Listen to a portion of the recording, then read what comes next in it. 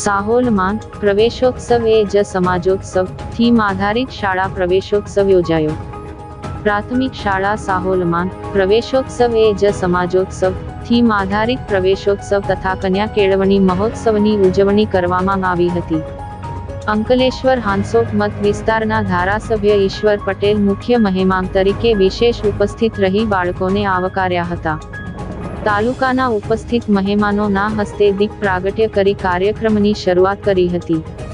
પુસ્તક દ્વારા મહેમાનોનું સ્વાગત શાળા આચાર્ય નિલેશભાઈ સોલંકી તેમજ શાળા પરિવારે કર્યું હતું.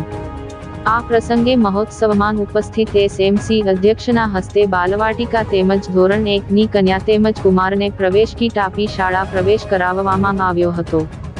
સાથે વર્ષ દરમિયાન શ્રેષ્ઠ પ્રદર્શન કરનાર અને સૌથી વધુ દિવસ શાળામાં હાજર રહેનાર વિદ્યાર્થીઓને મહાનુભાવોના હસ્તે ઇનામ આપી પ્રોત્સાહિત કરવામાં આવ્યા હતા.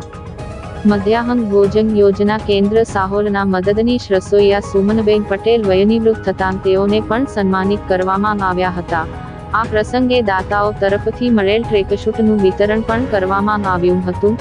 કાર્યક્રમના અંતે શાળાના પ્રાંગણમાં ઉપસ્થિતોના હસ્તે વૃક્ષારોપણમાં ફળ ફળાદી સરગવાની સાથે સિંદૂરના રોપા વાવવામાં આવ્યા હતા.